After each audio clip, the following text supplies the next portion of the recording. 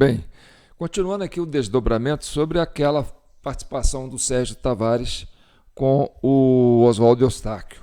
Bem, eu mandei o vídeo aqui, falei sobre a questão, né? E realmente eu tinha assistido um pedaço do vídeo, não tinha assistido ele todo, e nem a entrevista do Sérgio Tavares. Porque o que eu achei importante nesse desfecho todo? E aquilo sim era notícia para ontem, né?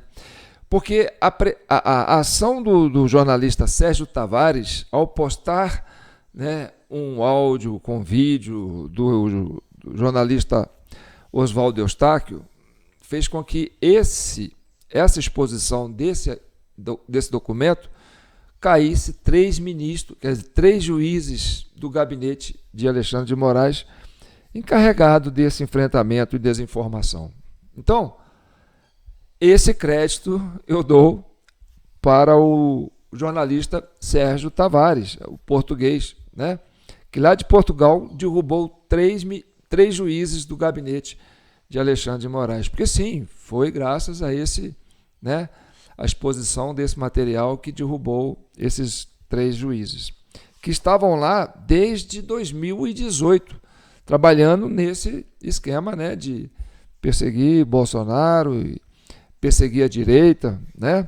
Então a queda dos juízes Ailton Vieira, Rogério Marrone e André Salomão, né, se deve sim a essa ação coordenada do jornalista Sérgio Tavares junto com material do Oswaldo Eustáquio. Bem, então dos 5 auxiliares do gabinete de Alexandre de Moraes, considerado hoje, né, equivalente ao DOI-CODE da época da ditadura militar, né, que espiona, que denuncia, que censura, que intimida, né, que prende pessoas inocentes, colocam sob tortura. Bem, é equivalente ao DOI-CODE do regime militar.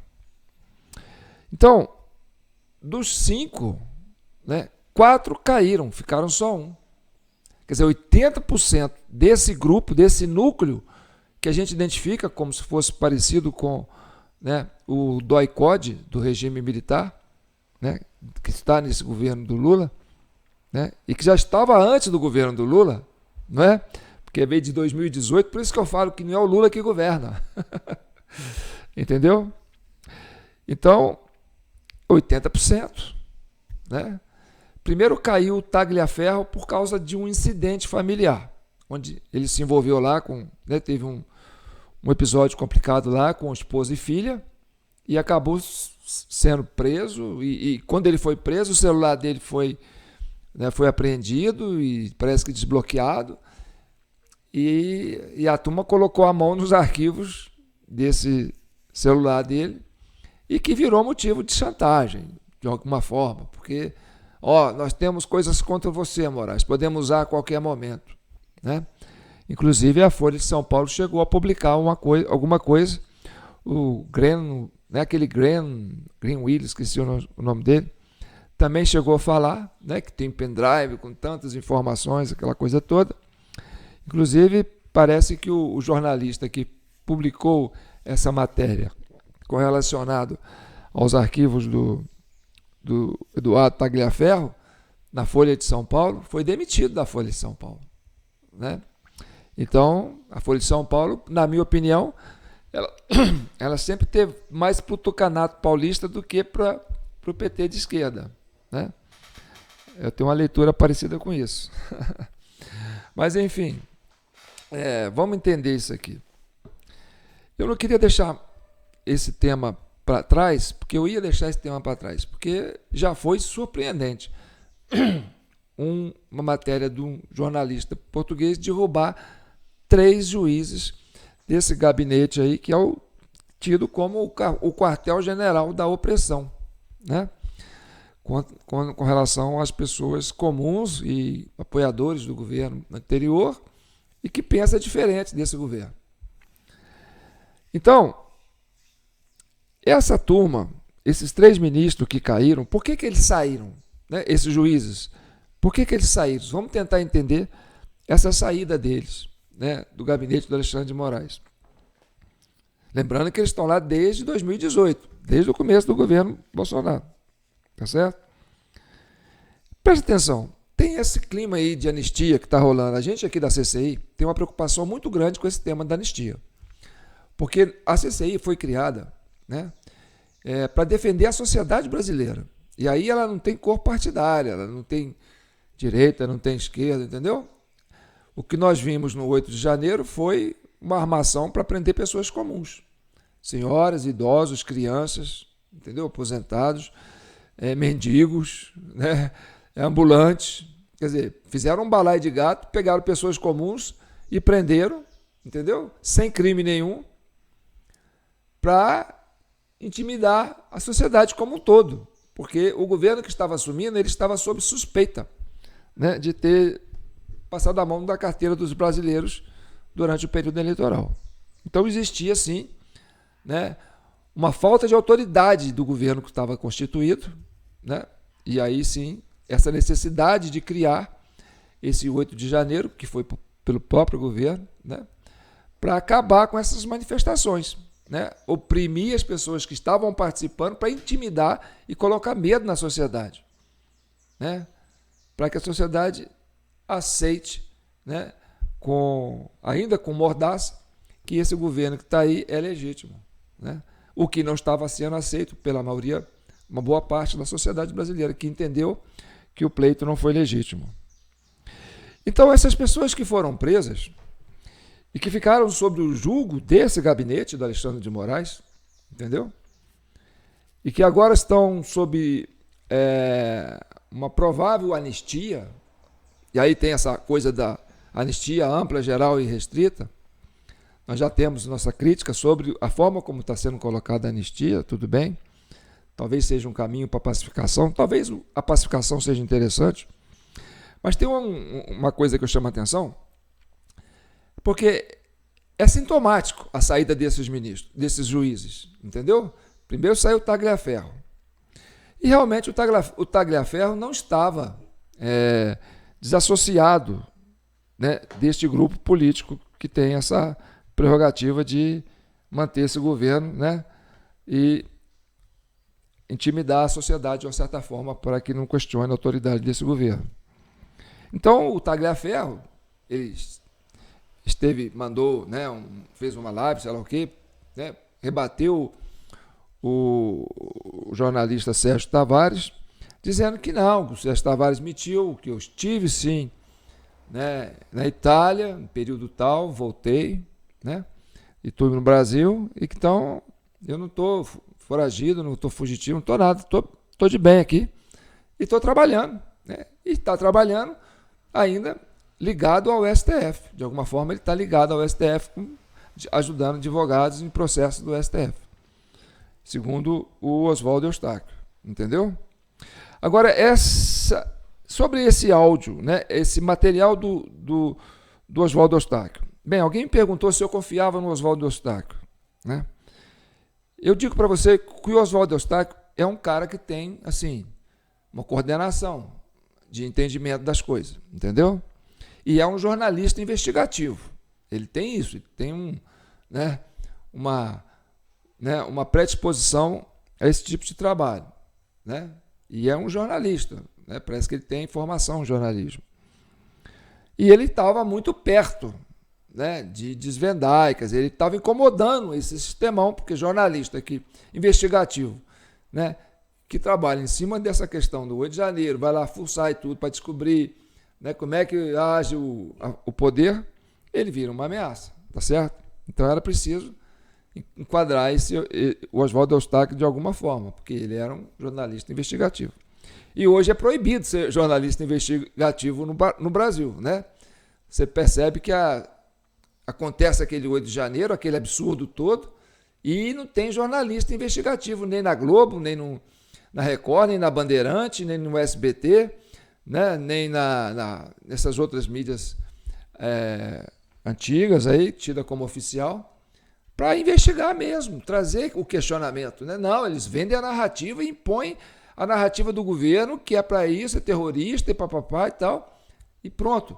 Quer dizer, ele atropela o senso comum, né, de entendimento e vai distribuindo, né, essa narrativa 1.000, 40.000, 500.000 vezes, como diz os antigos, né, aliados da propaganda do Hitler.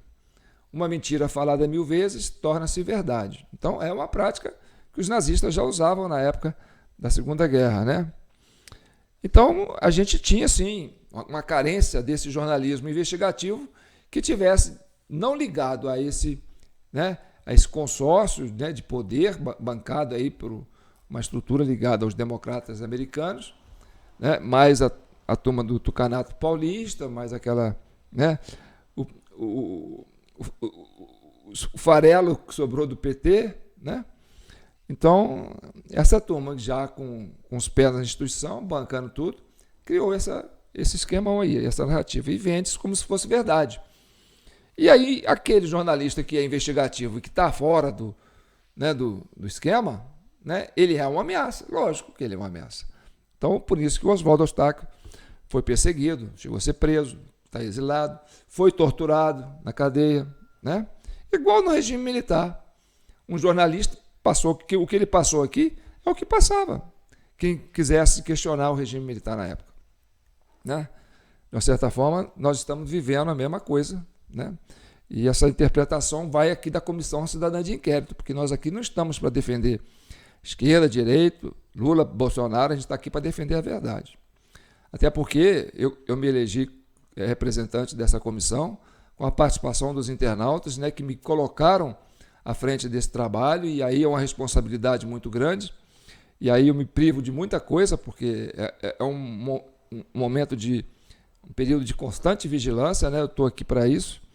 Inclusive, eu agradeço até o apoio financeiro, que muitos colaboram aí com o Pix, jpnoticias@gmail.com, que entende, né, que esse trabalho é um trabalho que é relevante para a sociedade, que pode ser um caminho para a pacificação, né, e um caminho para o amadurecimento da sociedade, né, do plano democrático, de conviver com as diferenças, as desigualdades, né, as minorias, tudo, enfim. Então, o nosso trabalho está sendo encaminhado para isso. Por isso que muitas pessoas perguntam: João, por que ninguém te incomoda? Eu falei: porque nós somos uma comissão cidadã de inquérito. Nós somos uma sociedade organizada, que não tem viés partidário de querer pôr fogo no parquinho, né? Aqui não é ninguém contra ninguém, aqui é todo mundo a favor da verdade e da paz. Então, presta bem atenção, por que tem esse climão de anistia, né? E agora a gente tem aí que o Congresso ia, né, o PL ia fazer, né, bloquear a pauta lá, e acabou votando um projeto de lei, né? Quer dizer, desbloqueou a pauta e votou um projeto de lei, né, que foi colocado lá na frente da anistia, e que também era um projeto de lei que foi, né, cuja autoria, redatora, parece que, né, isso nasceu de uma ministra do governo Bolsonaro. Então, na verdade, o que foi votado na Câmara, no Congresso, né, foi uma demanda do governo Bolsonaro, né? E aí o pessoal fala: ó, nós estamos fazendo aquilo que a turma do Bolsonaro quer que faça. Entendeu? Então, de uma certa forma, você percebe que alguns sinais estão sendo dados, né? Então, esses juízes que estavam lá no gabinete do Moraes, o que eles querem? Eles estão vendo que o negócio está muito exposto, né? Esse áudio do Tagliaferro comprometeu muito, expôs muito esses juízes. Eles estão expostos, né? Não só aqui, mas também existe uma investigação lá nos Estados Unidos, e aí tem o Eduardo Bolsonaro, que está articulando isso lá, né? Então, esse gabinete do Alexandre de Moraes, ele está muito exposto, e é o núcleo da resistência, né, que dá autoridade para esse governo que está aí. Por isso que ele está muito exposto. Ele, junto com o núcleo da Polícia Federal, né, que o Alexandre de Moraes herdou na época que ele era ministro da Justiça, do governo Temer.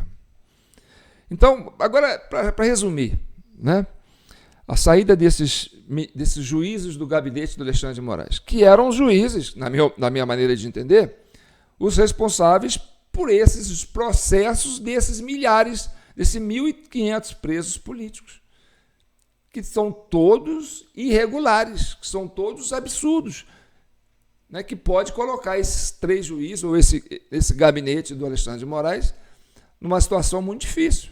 Claro, lógico, não é? Eles sabem disso, tanto que eles pediram para sair, né? Porque a exposição do Tagliaferro com esse áudio foi crucial. Agora, o envolvimento do Oswaldo Eustáquio com o Eduardo Tagliaferro. Bem, diante dos acontecimentos, né, da cronologia que temos, que o Tagliaferro não se exilou, o Tagliaferro viajou para a Itália, voltou, e passaporte, tudo direitinho. O Tagliaferro continua trabalhando, né, ainda prestando serviço ao STF, né, de uma forma diferente, que segundo o Oswaldo Eustáquio, parece que ele foi promovido, né? Então, a leitura que a gente tem disso é que o Oswaldo Eustáquio, eu já falei que o Oswaldo Eustáquio é um jornalista investigativo, mas é um cara de bom coração, tá certo? É um cara que acredita na humanidade, entendeu? E aí ele fica frágil nesse aspecto. Ele se deixa levar, muitas vezes, né?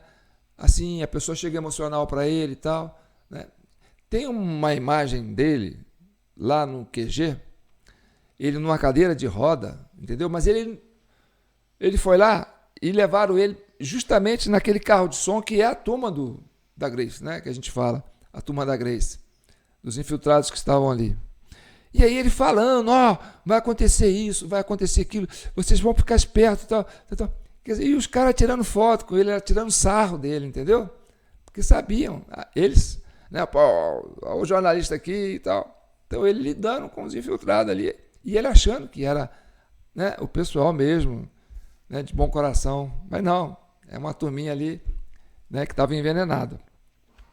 Então eu percebi desde aquele momento que o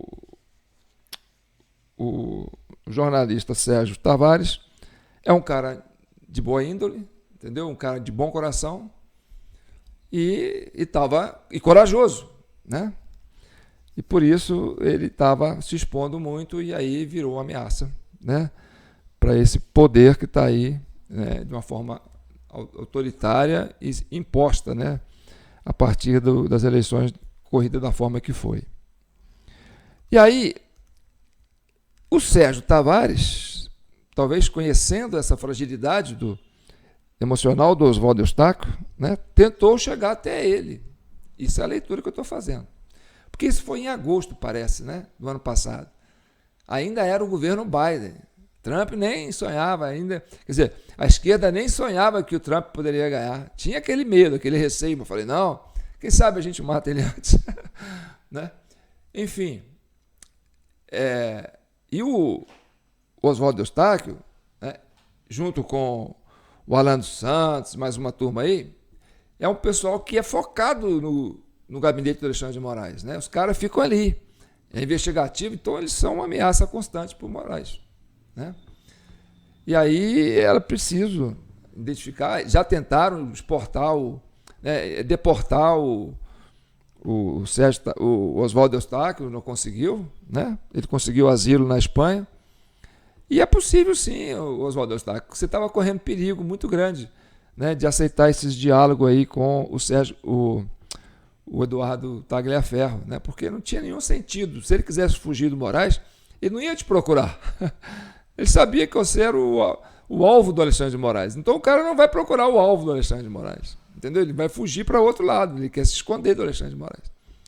Então, sim, eu acho que o Tagliaferro estava querendo, entendeu? Atrair conquistar a confiança, né, do Oswaldo Eustáquio, né, conquistar o lado bom, o lado humano dele, né, para conseguir chegar até ele e pegar ele, entendeu? Ou mandar os capanga lá resolver a parada, né, ou dar um jeito de exportar ele e prender ele aqui no Brasil. Então isso é uma coisa que eu entendo como uma lógica. A gente trabalha, né, trabalhando no sentido da lógica. Então o Tagliaferro, sim, estava, da minha intenção, né, planejando um jeito de rastrear você para achar o Oswaldo Eustáquio e prender. Né? E eu fico mais confiante disso porque o homem está aí trabalhando ainda com o Supremo. Né? O que atrapalhou ele foi o incidente que ele teve com a família, que ele acabou, né, indo preso e tendo aquela vazada, né? Aquela coisa que deu a trincada no gabinete do Moraes. Aquilo deu a trincada no gabinete do Moraes. Tudo bem, o Oswaldo Eustáquio era um cara que estava sob pressão, muito trabalho, né? Fazendo coisa errada, né? Fazendo mal para muita gente, né? Mas ganhando o dinheirinho dele, né? Talvez se sentindo importante, né? E aí tinha esse problema familiar. O cara também, né? Se ele acha que pode fazer mal com todo mundo que ele não conhece, pode fazer mal também para os seus familiares.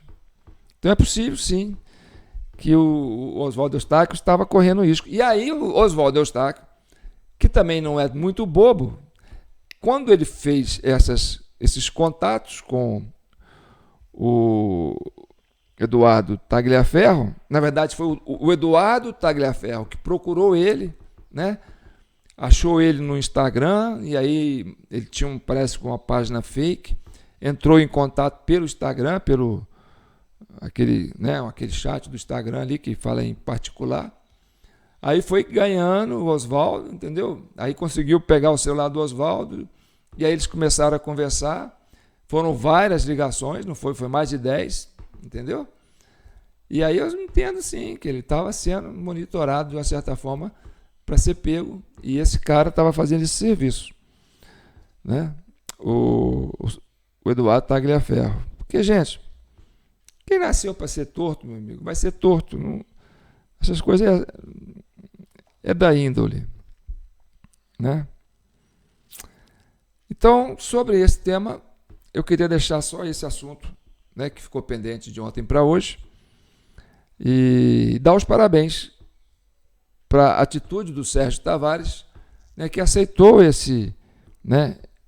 essa live com o Oswaldo Eustáquio, e aí esclareceram tudo isso direitinho, e que sim, ocasionou a queda de 3 juízes do gabinete. Então, mérito do Sérgio Tavares.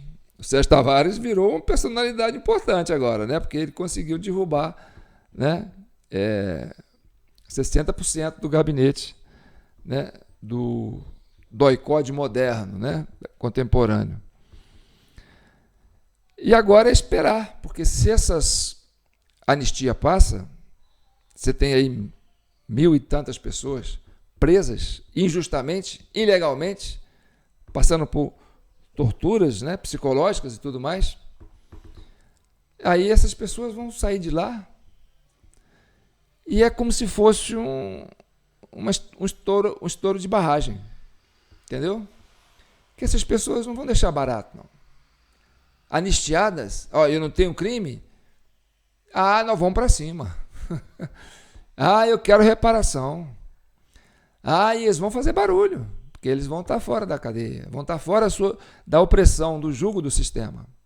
Então, o medo da anistia, por parte desses integrantes, né, é de abrir as comportas, né, do presídio desses milhares, desses 1.000 e tantos presos injustamente, né, e isso aí virar uma onda de massa, né, de indignação, porque essas pessoas vão contar as histórias deles, né, isso vai replicar, e isso vai vir como uma bola de neve e vai levar essa turma toda para o buraco. Vai. Entendeu? Porque uma coisa é você prender alguém que tinha culpa. Aí ele vai sair e falar, eu fui torturado, fui injustiçado, fui perseguido. É igual quando um bandido assalta um batedor de carteira, um batedor de celular, né? Ele te pega na rua, te pega. Aí você vai, põe ele no chão, dá porrada nele, ele fica, não, me perdoa. Quer dizer, o cara fica de vítima. Agora, uma coisa é você pegar alguém que não tem culpa nenhuma, né? Que estava exercendo o seu dever cívico e julgado na cadeia sob tortura e privado de muita coisa, acabar com a vida do cara. Ele vai voltar bravo. Então, antes de abrir as comportas, né, para liberar esses anistiados, né, que se for para dar anistia não pode ter restrição nenhuma, eles vão ter direito a falar, vão ter direito a ter rede social, eles vão ter direito de contar a história deles, eles vão ter direito de se organizar em grupo, de se organizar politicamente, de se organizar institucionalmente. Então, né, quem apanha não esquece. Né, eles vão ficar, né, eles vão buscar essa reparação. E aí, por que a anistia ampla, geral e restrita está sendo colocada? Porque, a hora que soltar, né, os presos, aquela coisa toda, vai vir essa avalanche de informação. Aí já livra a cara de quem mandou prender os caras. Então, talvez esse negócio que está acontecendo aí, né, vamos anistiar todo mundo para pacificar o país e tal, né, pode ser que está vindo disso aí. Né? E aí fica o medo. Né? Olha, a anistia vai ser bom para os presos, mas vai ser ruim para quem prendeu. Né? Porque eles vão vir buscar a reparação.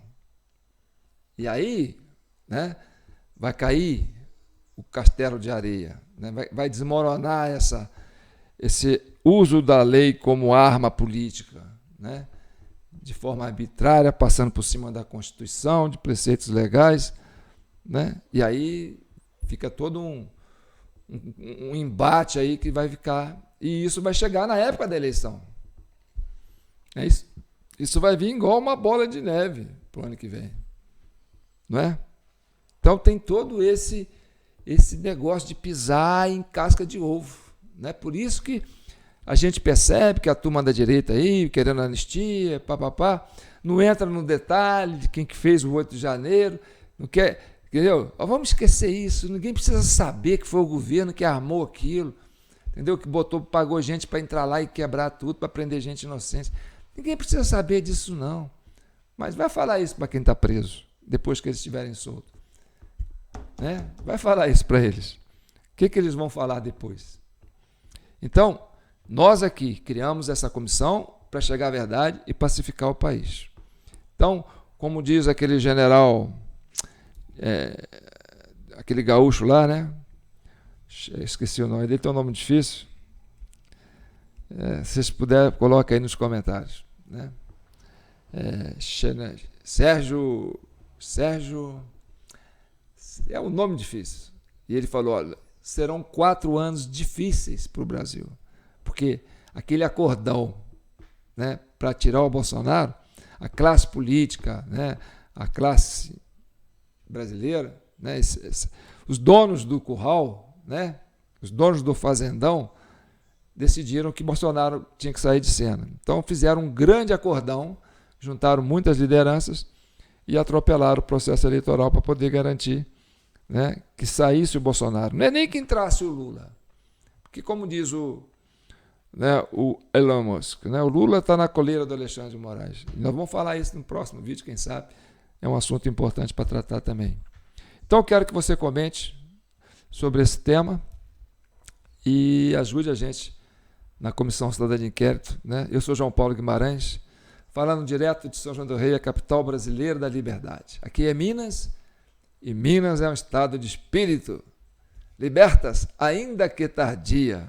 Como disse Tancredo, o primeiro compromisso de Minas é com a liberdade. E o primeiro compromisso da CCI é com a verdade e a paz social. Então vamos continuar trabalhando.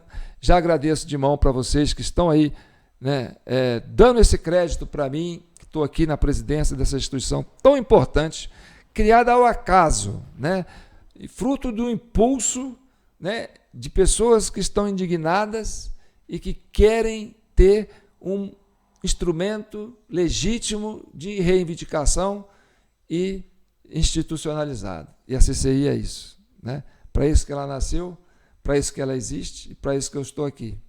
E para isso que vocês estão aí compartilhando, comentando, mandando conteúdo para mim, né? Dosando aí as falas, tanto do pessoal da direita como da esquerda, todos aí comentando, né? E convivendo pacificamente nos comentários, que é importante. né? Porque a turma da esquerda ajuda quando ela põe um comentário aí provocativo, né? E eles não põem um só, não, né? Eles põem 1, 2, 3, 4. Então eles são os que mais impulsionam o nosso canal. Então, por isso que nós estamos com com esse espírito aberto, porque nós não somos contra ninguém. Então a gente abre esse espaço para a turma da esquerda, porque a gente sabe, né, até onde que a esquerda também está sendo prejudicada nesse projeto todo. E aí eu quero sim que vocês continuem apostando no nosso projeto, tá certo? E a turma que já está dando a sua contribuição aqui no jpnoticias@gmail.com, com qualquer valor, a gente fica emocionalmente agradecido de saber que vocês estão sim, né, se envolvendo com esse projeto. Porque a franqueza aqui, eu sei que eu só vou conseguir avançar se eu transmitir para você, né, essa vontade e essa verdade que eu sustento, né? Eu não posso ser irônico nisso, eu não posso ser arrogante, eu não posso ser tendencioso de um ponto de vista que a ideia é encontrar a verdade. Então, deixo aí, aqui está a nossa Comissão Cidadã de Inquérito, a nossa conta poupança na Caixa Econômica Federal. Dá um print aí na tela para você que não gosta de Pix, né, quiser continuar contribuindo. Está aí o número da agência, o número da conta, o CPF, meu nome de batismo, né? Meu nome de guerra é João Paulo Guimarães, nome de guerra que eu falo é nome de mídia, né? Pseudônimo. Então, se você quiser anotar depois, né, você congela a imagem, anota ou dá um print, e aí você tem isso aí. Ou então, se você quiser trabalhar com Pix, está aqui, jpnoticias@gmail.com. Desde já eu agradeço e o próximo vídeo será tão interessante quanto esse. Um abraço. Vamos compartilhar, né, gente? Vamos dar uma força aí para essa comissão. Porque é o que a gente tem para hoje. É o que a gente tem para hoje. Quem sabe no futuro, né, teremos uma condição melhor para o Brasil. Mas, por enquanto, o que temos para hoje é isso. Um abraço.